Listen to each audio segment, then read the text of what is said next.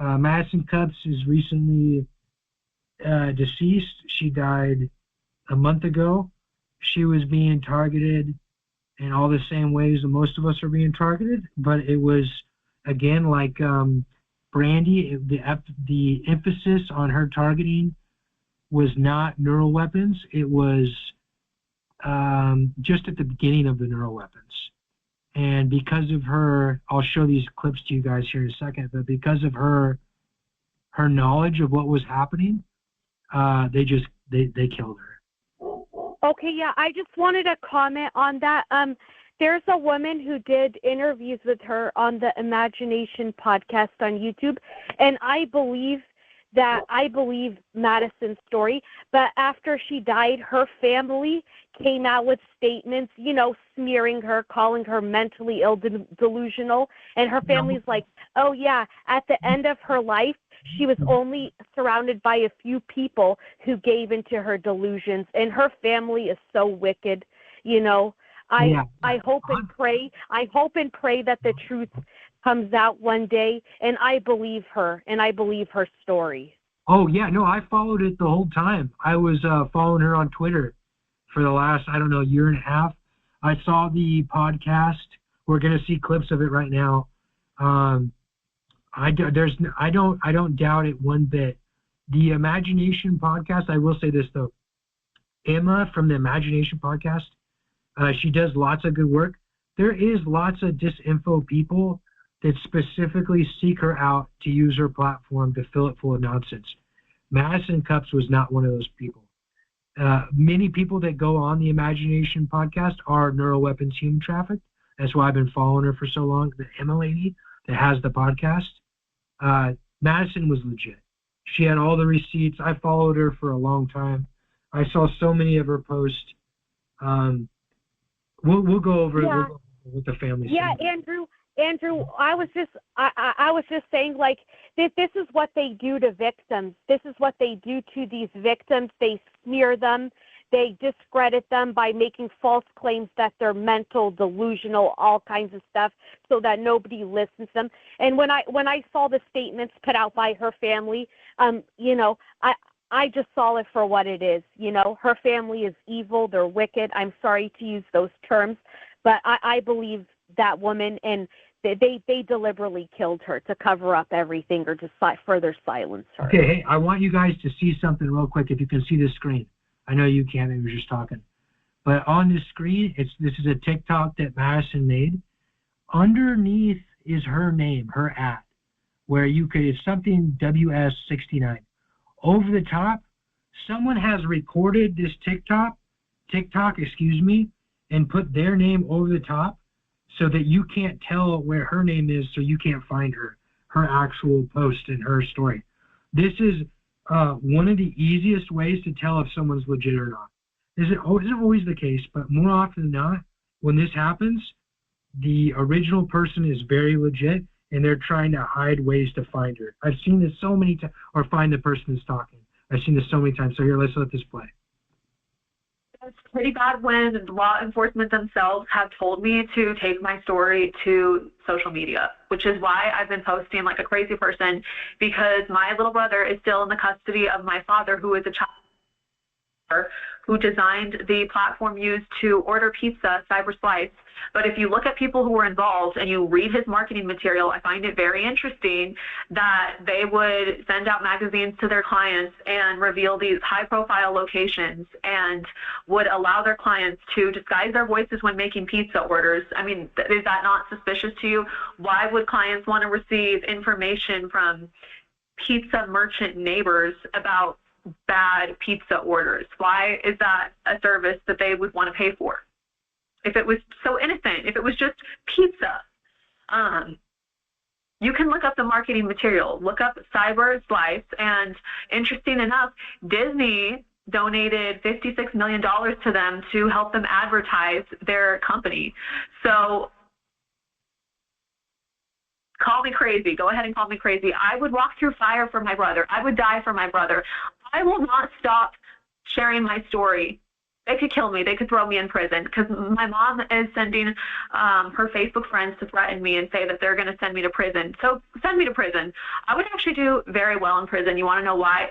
I'm sure the lesbians in prison go crazy. I'm sure they do. We'll have a blast. We'll have parties. I can show them the music that I've written. I'll be the entertainment. Like, it'll be great. So go ahead, do it. Send me to prison. Call me crazy. Kill me. You can't break me. You've already broken me a million times, and I've had to put myself back together a million times. At this point, there's nothing that you can do. God shows up for me every single time and rebuilds me. So it'll be funny. I'm actually embarrassed for you because every time you try to break me, it just shows me how powerful God is. It shows me how God can move mountains. It shows me how God can split the Red Seas. It shows me how God can truly change outcomes that look impossible and make them possible, and that the fire doesn't burn me. I'll walk through the fire, but it won't burn me because my God is Jehovah Jireh. Well, it sounds like it was her time. You know, God is merciful, and her time was done. But anyway, here's another one. Awesome. It says, "This is my father, Brian Cups, co-founder of CyberSlice, which allowed you to order pizza online back in 1996. He used pizza orders to cover up his child trafficking ring. Pizza was the code word for little girls. It was used to sell children before the dark web. The dark web put him out of business. These are the witnesses he claims he had the CIA kill for. Both victims hung themselves, which is exactly how Madison Cups was allegedly passed on. She committed suicide, allegedly, which again, I don't believe for 1 minute. It's Becca Gail Lindquist, my neighbor. She was still just a kid when she died. This is one of the ones that her dad told her that he had killed by CIA assassins, which we know to be private security contractors. That's one and the same. That's what that means. By the way, I've actually met one of those guys before. That's another story. Becca Gail Lindquist, 2003, 2017. Okay, so she's literally naming people that have been murdered, her allegedly by her father. Okay, this is the type of person. My dad was the co-founder and the vice president of technology of CyberSlice, the first online pizza ordering, and it was connected to the Clintons, to Epstein, to Diddy, Usher, Steve Jobs, because Steve Jobs placed the first online pizza order. Steve Jobs invested a lot in CyberSlice. You can watch a 10-minute long video about it, and interesting enough, my dad is scrubbing the internet of photos of him with the CyberSlice software as we speak, scrubbing the internet of articles that mention his name. That's not suspicious at all, right? You can even see his name on the side, and right there. And Tim Glass, Steve Green, Jim Brimhall were all involved as well. I was actually trafficked to Steve Jobs, so when you call me crazy, this is who you're talking to. I want you to remember that. I was only 4 to 7 years old when I was trafficked and exploited, because my father would use this to lure clients in. This is who I'm fighting for every day. I've been fighting for custody of my brother for the last 3.5 years. Authorities and CPS refused to remove him from the home.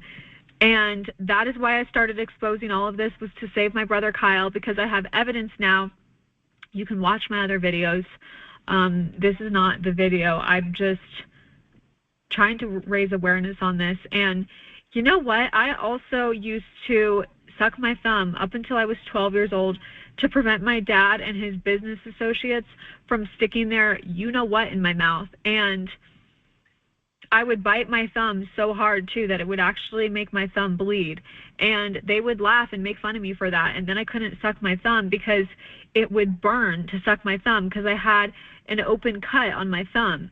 And I can even show you, too. I can show you that my thumbs look different from the amount of times that I bit my thumb, and you can see there's a difference in the shape of them. And said that I was lucky that he was only assaulting me. He would say that Hillary would cut me and turn into a witch's nose, and that I was lucky. So I actually grew up thinking that I was lucky. And then by age 7, I just started to try to forget all of it because it was so traumatic, and I had nobody to turn to for help. Because my dad would threaten to unalive my siblings and make me watch unalive my mom.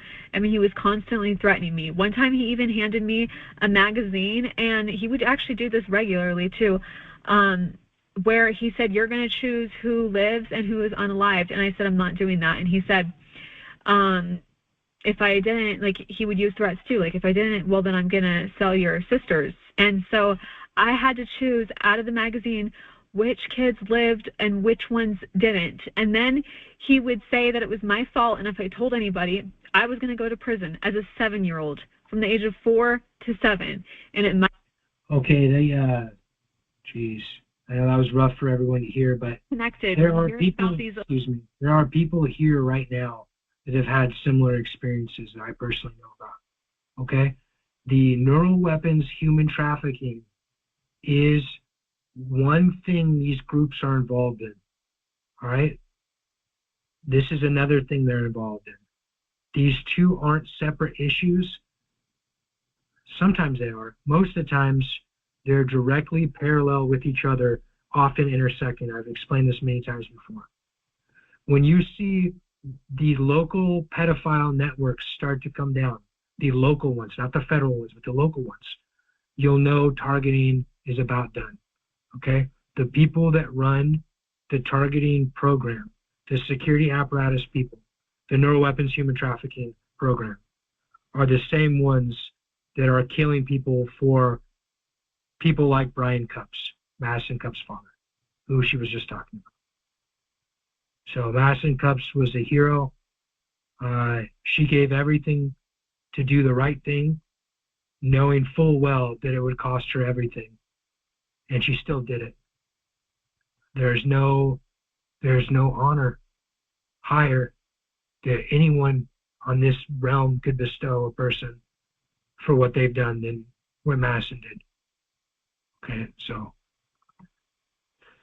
I just wanted to honor her memory.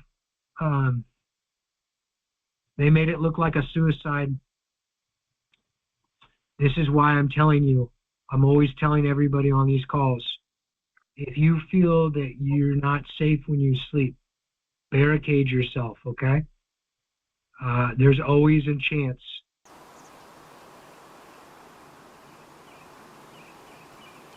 Tweet, tweet, tweet. Tweet, tweet, tweet, tweet, tweet.